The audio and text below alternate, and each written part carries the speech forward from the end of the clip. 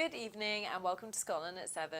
My name is Saoirse Healey. We've no guest tonight, so it's just me in the studio running through your top stories of the day. As always, we start with our Ukraine update. It's day 533 of the war. Early today, Russia's defense ministry claimed it had downed 11 Ukrainian drones near Crimea overnight, as well as 2 drones flying towards the capital, Moscow. Ukraine claims to have shot down 7 of 10 Shahed drones launched at it overnight by Russia. Air defense was said to be active in the Kyiv region. Ukraine's navy has said a new temporary Black Sea humanitarian corridor had started working from today and that the first ships were expected to use it within days. Ole Chalik, a spokesperson for the Ukrainian Navy, said the corridor would be used by commercial ships blocked at Ukraine's Black Sea ports and for grain and agricultural products. 3 people are now known to have died after a Russian missile attack on the Ukrainian city of Zaporizhia late on Wednesday. 2 young women and a man were killed and 9 other people were wounded, Ukrainian officials say today. 6 residents of the Bilazerka in Kherson region have been hospitalized after Russian artillery fire hit people receiving humanitarian aid, according to the regional governor, Alexander Produkin. 1 person was killed and 2 were wounded in Ukrainian shelling of the Russian village of Chelsea in the Bryansk region, the region's governor has claimed. Russian drones destroyed a fuel port in Ukraine's western Rivne region today, according to local governor Vitaly Koval. Ukraine's Russian-occupied Zaporizhia nuclear plant again lost connection to its last remaining main external power line overnight and was switched to a reserve line, state-owned power generating company Energomatom said today. Zaporizhia nuclear power plant with its 6 reactors has been controlled by the Russian military since the early days of Moscow's invasion in February 2022. Arkady Volas, the co-founder of Russian internet giant Yandex, has condemned what he described as Russia's barbaric invasion of Ukraine. Poland is planning to move up to 10,000 additional troops to the border with Belarus to support the border guard, the defense minister Mariusz Blaszczak said on Thursday. On Wednesday, an explosion on the grounds of a factory north of Moscow that previously made optical equipment for the Russian military killed 1 person, wounded 60 others, and left at least 8 people unaccounted for, officials have said. Ukrainian forces are reported to have crossed the Dnipro River, dividing liberated and occupied Kherson near the settlement of Kazachi Lazary, east of the Kherson city, and broken through Russian defensive lines. The US and Canada have imposed new sanctions on Belarus over its human rights abuses and support for the war in Ukraine. On Wednesday, Moscow accused Poland and Finland of threatening its security and vowed a response to multiplying threats on Russia's western frontier from NATO members. Down in England, a record 7.6 million people in England were waiting for NHS treatment in June, with 2 in 5 patients waiting more than 18 weeks to be seen. These figures come as junior doctors in England prepared to strike on Friday. Nearly 400,000 people were waiting for treatment for heart conditions, the British Heart Foundation said, of whom more than 37% had been waiting for more than 18 weeks for care, and a record 12,799 had been waiting for more than a year for time-critical heart treatments. There was an improvement in average ambulance response times for Category 2 calls, which included suspected heart attacks and strokes. They fell to almost 32 minutes in July from around 37 minutes in June. However, once at the hospital, just 61% of people were seen within the 4-hour target in major A&Es in July, an improvement on the 50% low recorded in December, but still very short of the 95% target. Key cancer targets also continue to be missed. Only 59% of patients started their first cancer treatments within 2 months of urgent GP referral, well short of the 85% target. And only 62% of patients were seen within 2 months of a positive result from a national cancer screening test, compared to the 90% target. The total number of people awaiting treatment is 7,574,649, which is the highest figure recorded in the data series, which began in August 2007, and a rise of 1.4% on the previous high recorded in May this year. Professor Julian Redhead, the National Clinical Director for Urgent and Emergency Care, said there was significant pressure on staff, with this summer currently on trajectory to be the busiest in NHS history, all while industrial action continues to disrupt services. Dr. Sarah Scobie, the Acting Director of Research at Nuffield Trust, said the record figures showed that it would be a bumpy and difficult road for the government and NHS to bring down patient waiting times, and that the Prime Minister's pledge to bring these down looks even more out of reach. The NHS in Scotland is also facing challenges in bringing waiting lists down. However, Scotland generally performs better than the NHS in the rest of the UK. A major lifeboat response rescued 17 people from the waters of the Channel early today. The RLNI, the Royal National Lifeboat Institution, has confirmed. 4 lifeboats from across Kent were called by HM Coast Guard to respond to an incident after people were seen floating in the water. The RNLI said that all the people in difficulty had been accounted for and taken home safely. The Home Office said that all were taken ashore for routine health and safety checks. Lifeboats from Dover, Ramsgate and Dungness and Littlestone were called by the Coast Guard to an incident in the Channel on Thursday morning. The charity said in a statement this morning, all-weather RNLI lifeboats from Dover, Ramsgate and Dungness, along with Littlestone's RNLI's inshore lifeboat, were tasked to an incident in the Channel by HM Coast Guard. On arrival at the scene, some casualties were found to be in the water. All casualties are believed to be accounted for and were brought to safety by the RNLI's volunteer crews. With reports of dozens of people being rescued from the sea, the small boat arrivals picked up in the Channel may take a total number of people who have come to the UK via this route above 100,000 for the first time. The rescue operation coincides with the government's Small Boats Week, intended to focus on stopping Channel crossings. The first group of asylum seekers due to be housed on the Bibby Stockholm barge in Portland, Dorset, were taken on board earlier this week. The barge docked off the Dorset coast nearly 3 weeks ago and had been empty because of health and safety concerns. The refugee charity Care for Calais said that it had stopped 20 people from being forced to board the barge after lawyers had their transfers cancelled. According to official figures, more than 15,000 asylum seekers have arrived in the UK so far this year after crossing the Channel.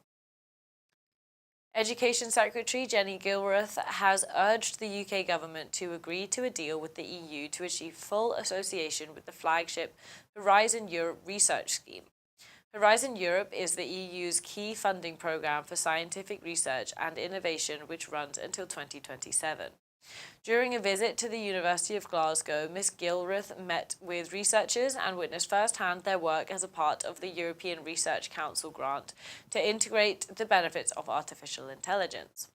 Ms. Gilruth said, "Scotland's internationally renowned universities are among our greatest assets, and research and innovation partnerships with our European partners are at the heart of the sector's success.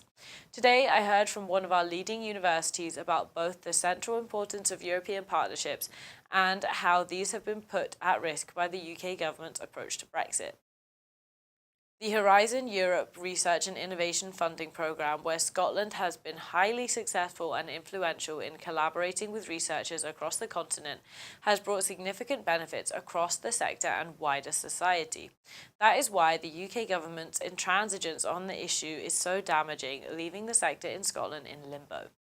The uncertainty caused by the UK government's prevarication on Horizon has been deeply damaging, and I am urging the Prime Minister to agree a deal with the EU to secure our future participation through full association as soon as possible, allowing our world-leading higher education sector to continue to work in partnership with our neighbours in Europe.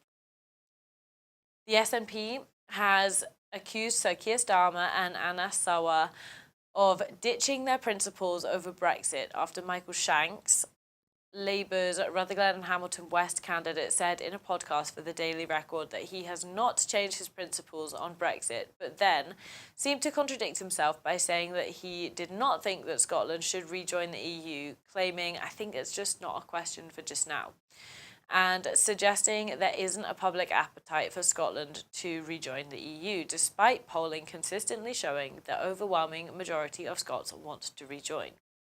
Shanks had previously quit the Labour Party in 2019, calling the Labour Party's approach to EU membership of the EU bankrupt. The Labour Party's support for Brexit has become more entrenched, with Sir Keir Starmer declaring that the Labour Party fully supports Brexit, as he ruled out any return to the EU, single market or freedom of movement under a UK Labour government. SNP EU accession spokesperson Alan Smith MP said, "Brexit has been a disaster for Scotland, costing us billions of pounds, increasing the cost of living and inflicting long-term damage to our economy and NHS. The SNP is the only party offering Scotland an escape from Brexit with independence and a route back to the EU prosperity. In contrast, Sir Keir Starmer has sold Scotland out by backing Brexit and admitting there's no going back to the EU under the pro-Labour Brexit Party." Pro-Brexit Labour Party. Sorry, apologies for that slip of the tongue. Staying on the post-Brexit theme, a fast-track visa route for prize-winning researchers has attracted just 3 applicants since it launched 2 years ago, Research Professional News has reported. This scheme was launched in May 2021, aimed to bring the brightest and best to the UK by making it easier for award winners in the sciences, humanities, engineering, the arts and digital technology to apply through the government's post-Brexit Global Talent Scheme, of which it is a part. Eligible applicants include winners of the Nobel Prize in Physics, Chemistry, Economic Science and Medicine, the Queen Elizabeth Prize for Engineering, the Fields Medal and the Turing Award. The scheme is also open to award winners working in music, film, TV, literature, art and theatre. According to a Freedom of Information request submitted to the Home Office by Research Professional News, only 3 people have applied to the scheme, all of whom were successful. A total of 2 applicants were granted the visa in 2022 and just 1 approved in 2023. Commenting, the SNP's Education, Science, Innovation and Technology spokesperson Carol Monaghan MP said, "The UK government's catastrophic Brexit has been a failure from the beginning. It comes as no surprise then that their flagship visa scheme aimed at attracting prize-winning researchers has only received 3 applications since it launched. It is embarrassing for the UK government that they cannot attract the brightest and the best. They have failed to understand that it is simply not a matter of opening the doors to global talent, but rather fostering a welcoming environment and creating an immigration system that is fair and dignified for all, not just Nobel Prize winners." Whilst the Tories and pro-Brexit Labour Party continue to stand hand in hand on this issue, it's only the SNP that are committed to rejoining the EU as an independent nation. At least 36 people have died and 30 have been injured in wildfires that have ravaged the historic town of Lahaina in Hawaii. Local authorities have reported. Officials warned that the death toll could rise, with the fires still burning and teams spreading out to search charred areas at first light. We barely made it out, Lahaina residents Kamuela Kawakoa said at an evacuation shelter on Wednesday. It was just so hard to sit there and watch my town burn to ashes and not be able to do anything, Kawakoa, 34, told journalists. As fire engulfed the town of 13,000 residents on Tuesday, some adults and children were driven to dive into the ocean for safety. The U.S. Coast Guard said it rescued 14 people who jumped into the water to escape the flames and smoke, including 2 children. 3 fires remain active on the island in Lahaina, Puhela, and Upcountry, Maui County, said a statement at 10:30 p.m. local time. The Maui Fire Department reported no significant changes on the 3 fires and there were no new evacuations, nor were containment estimates available. County officials said firefighters have been facing multiple flare-ups and additional firefighters were requested from Honolulu. The fires appear to have consumed most of Lahaina's historic waterfront, including 271 structures and homes, and incinerated what is described as the largest banyan in the U.S. Overnight, NBC reported 30 U.S. Army members arrived on the island and will conduct search and recovery efforts on Thursday morning. Among those injured were 3 people with critical burns who were flown to Oahu, officials have said. Rescuers with the U.S. Coast Guard pulled a dozen people from the ocean. Burnt patients have been flown to the island of Oahu, officials have said.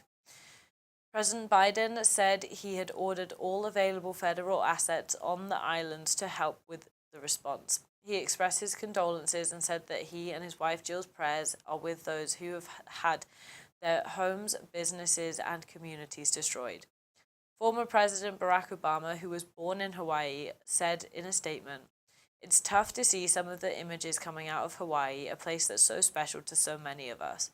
Michelle and I are thinking of everyone who has lost a loved one or whose life has been turned upside down." At least 17 people have drowned and 33 are missing after a boat carrying Rohingya refugees from Myanmar to Malaysia capsized on Monday. The bodies of 10 women and 7 men have been recovered after being washed up on the coast of Myanmar, said Bayalat, a spokesperson for the rescue group Shiwa Yuan Mata Foundation. 8 people who were rescued are being held at a local police station, Lat said. The wooden boat was carrying 58 passengers and crew when a storm broke off in the west coast of Myanmar near Rakhine's state capital city Sitwe on Sunday night. A joint operation by the Rescue Foundation and a police investigation is being carried out to find the missing. The Rohingya are a Muslim minority group in the predominantly Buddhist Myanmar, and according to the rights groups and the UN, are among the most persecuted people in the world. In 2017, a military crackdown forced 750,000 Rohingya out of the state into refugee camps in Bangladesh. About 600,000 remain and have been denied citizenship and freedom of movement. Thousands of people a year are making the dangerous journey from Myanmar, seeking safety in Malaysia and Indonesia. According to the UNHCR's January data, last year more than 3,500 Rohingya made the crossing over the Andaman Sea and the Bay of Bengal, and 700 more, which is 700 more than in 2021. Human Rights Watch figures show that nearly 350 of those making the crossing died or went missing at sea last year. The NGO is calling for a regional response to stop the drownings. Over to America, and in the U.S. Special Counsel, who is investigating Donald Trump, obtained a search warrant for the ex-president's Twitter account, and the social media platform delayed complying, a court filing showed on Wednesday. A delay in compliance prompted the federal judge to hold Twitter in contempt and fine it $350,000. The filing said the team of U.S. Special Counsel Jack Smith obtained a search warrant in January, directing Twitter, recently rebranded to X, to produce data and records related to Trump's Twitter account, as well as a non-disclosure prohibiting Twitter from disclosing the search warrant. The prosecutors got the search warrant after a court found probable cause to search the Twitter account for evidence of criminal offenses. The court found that disclosing the warrant would risk that Trump would seriously jeopardize the ongoing investigation by giving him an opportunity to destroy evidence, change patterns of behavior, according to the filing. Twitter argued that the non-disclosure agreement was a violation of the First Amendment and wanted the court to assess the legality of the agreement before it was handed over any information. The warrant ordered Twitter to provide the records by the 27th of January. A judge found Twitter to be in contempt of court after a hearing on the 7th of February, but gave the company an opportunity to hand over the documents by 5 p.m. that evening. However, Twitter turned over only some of the records that day. It didn't fully comply with the order until the 9th of February.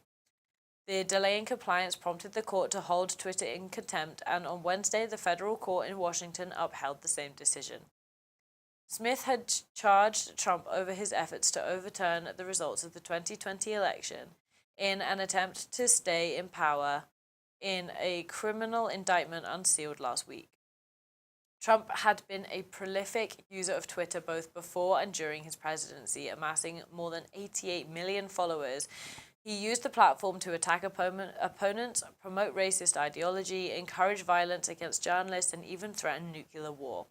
He was banned from the platform following the January 6th insurrection at the Capitol for inciting violence. Trump's account was reinstated in November 2022 following the takeover of Twitter by Elon Musk. The National Record of Scotland genealogy website, Scotland's People, has disclosed the names of thousands of people adopted as children online. The record of adoptions dating back more than 100 years records that included the adopted child's first name and new surname were exposed online. The mother of an adopted child had stumbled upon the Scotland's People records after finding her child's full details on the site, according to media reports. Although the Information Commissioner's Office has not received a formal breach report, its officials have been contacted by the NRS. There are fears that the availability of the information would allow people to track down adopted children by looking up their new surnames. There are also concerns for some people who might not know that they have been adopted. NRS removed the details of the records after the mother voiced concerns for her child's safety.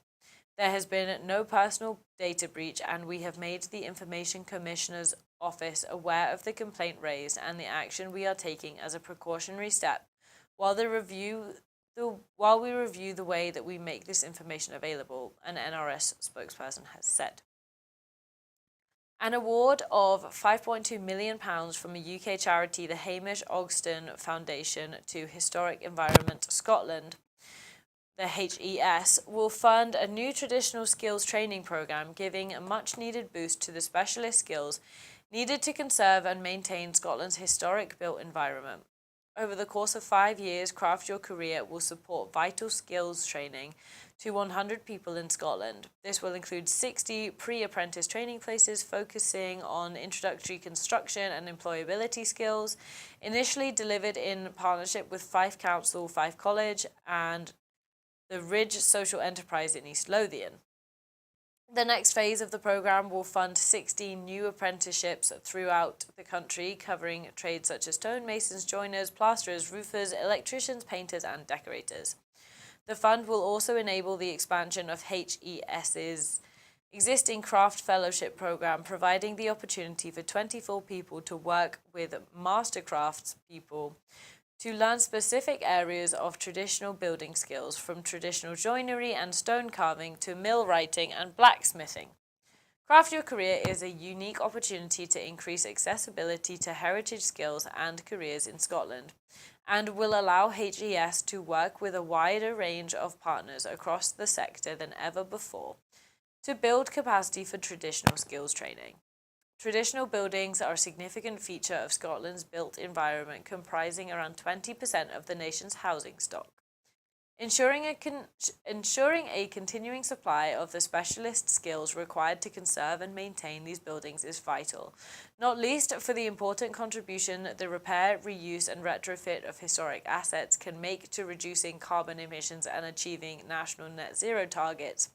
In offering a more sustainable alternative to building new, these traditional buildings, skills and materials contribute to a circular economy which supports local green jobs and boosts supply chains. Karen McGee, Technical Conservation Training Manager at HES, says, "We're delighted to be partnering with the Hamish Ogston Foundation and are very grateful for this significant funding award. This project is a unique opportunity to enhance the delivery and provision of our traditional skills training, help address the current skills shortage, and provide new training opportunities across the country, providing a crucial boost to the sector and the wider economy." So that's it from me this evening. Thank you for tuning in. Before I go, I just wanted to remind you that here at Broadcasting Scotland, we rely, of course, on the generosity of you, our viewers, our supporters. So to everyone who's signed up to make regular monthly payment, thank you so much. Our programmes will of course always be free to view. However, if you can afford £5 a month, please consider becoming a Broadcasting Scotland supporter. Right now, we have an incredibly pressing need to raise £30,000 to pay our bills and ensure that we are able to keep making daily programmes for you to enjoy. At the moment, as of right now, we are £250 short of 11,000. So we are making progress, but we really need to raise the remaining amount as soon as possible. I'm Saoirse Healey. Good night and thank you for watching.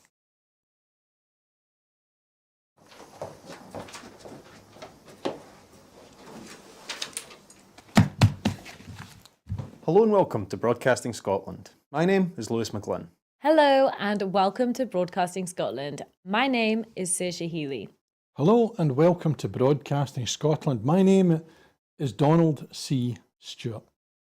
Broadcasting Scotland is Scotland's independent broadcaster, providing factual news, reporting on the issues important to the people of Scotland. We are committed to public service broadcasting, and with your support, we will produce even more programmes. Provide opportunities for young people interested in media production and broadcasting, and challenge preconceptions of what Scottish media looks like, amplifying Scotland's voice and reflecting its communities. We can already deliver high-quality live news, and we will create the highest quality programmes for you to enjoy, but we can only do that with your support. So please subscribe to and share our channel or donate to Broadcasting Scotland via the link in the description. Thank you. Thank you. Thank you.